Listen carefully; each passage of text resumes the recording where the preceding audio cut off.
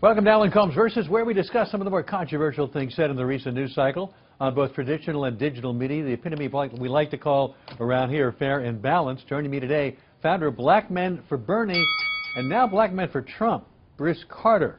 Bruce, how do you go from the progressive, forward-thinking Bernie Sanders to the retrogressive guy who would strongman wannabe Donald Trump? How do you travel there? Well, for me, it's been easy after I understood the condition of urban communities that have been under the leadership of the Democratic Party. So well, Bernie Sanders is a Democrat. I mean, he ran as a Democrat. Well, you know, but Bernie's not currently in the race. Had Bernie been in the race, I'm sure I would still be supporting Bernie. But that's But not he was the a case. Democrat. He ran as a Democrat. Well, I guess for me, it's not about the party that a person is under. It's about what their direction is, and Bernie at the time was the best candidate by far. So why do you go? How do you go from Bernie Sanders though way over to Donald Trump? There's such different people with different agendas, different relationships with the African American community. Well, Bernie Sanders is not the candidate, so it's not about Bernie Sanders. It's about Hillary Clinton or Donald Trump, because either one of those two will be the next president. So my opposition is against Hillary Clinton and the Democratic Party versus what Donald Trump may offer. Well, you just said it wasn't about party. Now you're saying it is a Democratic Party. It seems like you're saying two different things here. Well, you're asking me about Bernie Sanders. Well, now you said you're against Hillary Clinton and the Democratic Party. Look, Donald Trump is a person who says, you know, two black people, you're living in poverty, your schools are no good, you have no jobs, 58% of your youth is unemployed. What do you got to lose? This is how he looks at black people. You're okay with that?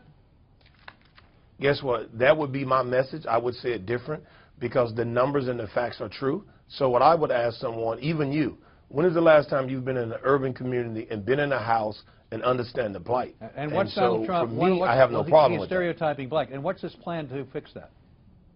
Well, the thing is, we have a plan. So it's not about Donald Trump. Well, he's the guy you're supporting, or you're blacks for Trump. What's his plan to fix it? No, it's not black for Trump. Let's get it right. It's Trump for urban communities. So what it says is you provide a partnership. We tell you what we want. And if you, and not just Donald Trump, the Republican Party and Republicans across the country, if you decide that urban communities are important and you're willing to invest with opportunity, then we'll render our vote. What makes you think that Donald Trump's going to listen to you? Well, we'll find out. Well, don't you think you ought to find out? How about finding out before you support him? Well, the thing is, I'm supporting people. So what I have found out... You're supporting Trump. Your group is about supporting Donald Trump. What I have found out is this. White suburban women across the country have joined forces with us. So we'll work with them. We'll work with the other Republican-based business owners. What is Donald? Your group is supporting Donald Trump. What does Donald Trump signal to you that he's going to do that makes you, that earns your support? Well, here's what I've said to the campaign and everyone else. We'll have a sit down. We'll say exactly what we require for our vote. And at the end of the day, either that's something that he'll agree to or he won't agree to. Why don't you do that before you're out there supporting him? Why don't you have the sit down first before you form a group supporting Donald Trump? Because the group, if you just do a little research on our website, that group, we talk to the people. And we make sure that we're able to deliver people based on a partnership. So we're spending time in communities, in barbershops, and you know it's amazingly. But you don't have a partnership yet. You said you want to have a sit down, and after the sit down, decide whether or not he's worthy of your support. And yet you formed this group to support him. It doesn't. You're putting the cart before the horse here. Well, no. What I'm doing is I'm basically stating my case and showing my value. So what it says is we have a group of people that says if there's a partnership, we'll vote for you. It's one thing to go down and sit and have a conversation and say, will you do this if we do this? No, we're going saying, here's what people have said. We'll be with you if there's a partnership. Bruce, I'm really not quite getting what you're doing here. You don't know what he's going to do. You've said you don't know what he's going to do pending a sit-down, and yet you formed this group gathering people trying to get attention to support him. I don't understand that. Well, it's very clear. The people understand it. So the people in Florida, Pennsylvania, they understand that there is no partnership, and they will vote the way they want to vote if there's not a partnership. What do you think Donald Trump will do for the black community?